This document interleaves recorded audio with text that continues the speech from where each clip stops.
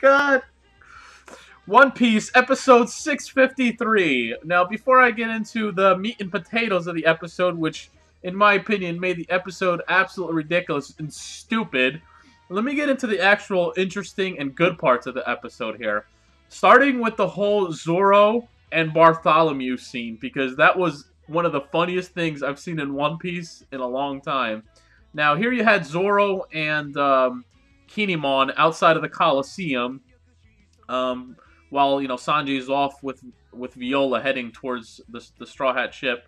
So Kinemon and Zoro are outside of the Coliseum, and Bartholomew is inside the Coliseum, and he happens to peek out of the window, and he notices that it's Zoro, and he just goes into this whole bit of how much basically complete fanboyism of how much he loves Zoro. He's like, oh my god, it's Luffy Senpai's right-hand man. I can't handle it.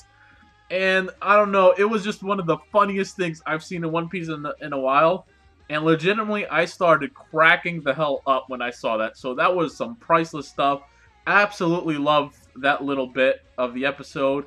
And really, in what was a pretty awful episode, in my opinion, it really helped redeem it a little bit. So the Zoro stuff was absolutely priceless. I liked it a lot. It's about time we got some legitimate comedy here, and I really hope I'm a little mixed on here. I'm a little mixed opinion because on one hand I am loving Bartholomew's character already, and I think he would be a great fit in the Straw Hats. Like I would love to see him in as part of the Straw Hats maybe in the future, but at the same time I feel like I really am questioning whether they need any new Straw Hat members at this time, because with so many of these characters being introduced, I feel like a lot of the Straw Hats are not getting their moments to shine. And even in this episode, which I'm going to get to a little later when I talk about the whole Giola Nami stuff, and Nami, Giola and Nami and the Brook and all that stuff, I still didn't feel like they really got that shine, and that's part of my argument on why I don't really. I feel like if they add a new Straw Hat member, it's just gonna clutter it more. Whereas One Piece is kind of lacking in focus right now with just a lot of individual Straw Hats. I don't know if that makes much sense at all, but it's just my honest opinion of how I feel about things going on.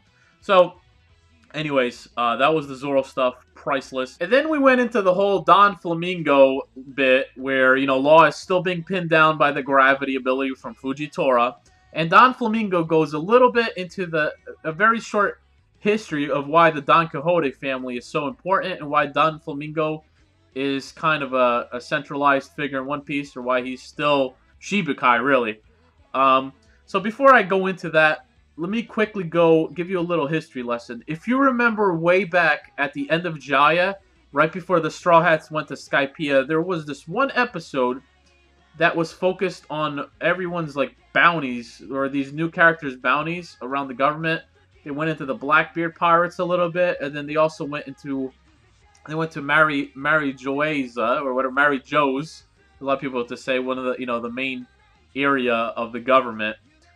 And they had the Gorosei who were gathered there. Some of the central figure, a lot of the central figures of the government there.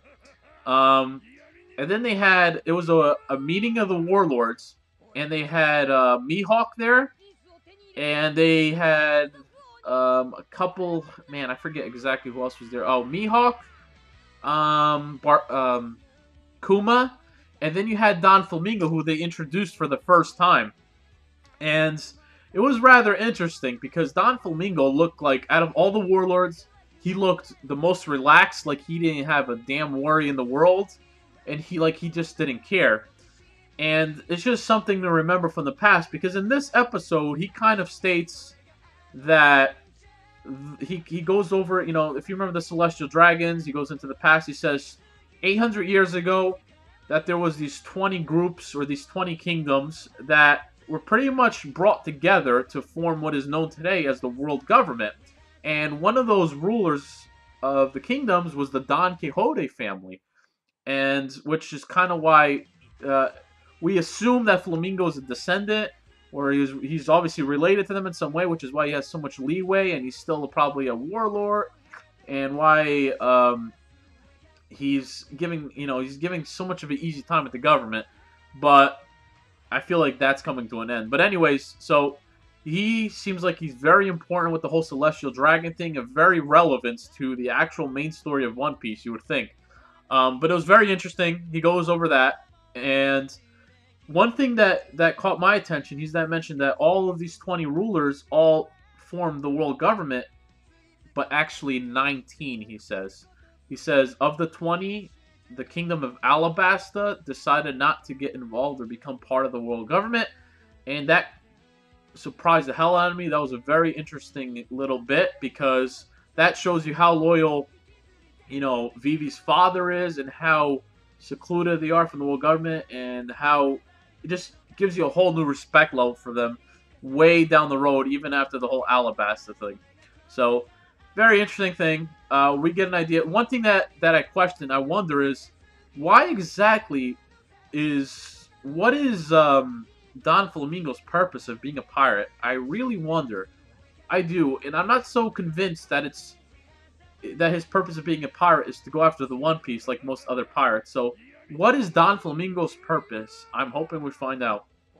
So, that was the side stuff of the episode. Believe it or not, I'm already like 9 minutes into this review, and I just talked about the side stuff. The main meats and potatoes of the episode was the whole Giola versus Nami, Brook, Chopper, and Momonosuke. And I don't know. I did not enjoy this at all. I appreciated the fact that they were trying to give Nami, Brook, and them all a little piece of the action, or trying to make them relevant, or just kind of have them involved in the arc somewhat. But I felt like the villain, Giola, from the Don Flamingo Quixote family, was so worthless and such a stupid character in terms of looks and design, that the whole comedy aspect of this fight just did not do it for me at all. I hated it. The one part I did like was, I like how Brook used his actual intelligence to trick Giola into reviving his instruments, which he used against her. But the whole art, it was looking into a kaleidoscope for half the episode. If you remember those, it's like, if you remember what a kaleidoscope is, you look into it, it's like all the colors of the rainbows. It was just a jumbled mess. The animation was not good. The colors are beautiful, as expected, but I did not like the animation at all. I mean, I did like towards the end of it. I just liked the music towards the end of it, and the fact that they shattered her whole art piece. That was kind of interesting, but overall, just stupid comedy.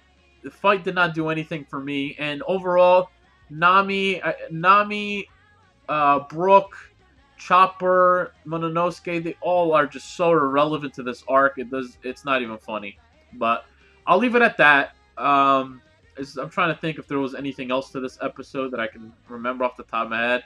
If there was, it wasn't anything too important. There wasn't too much progression in this episode. So, yeah.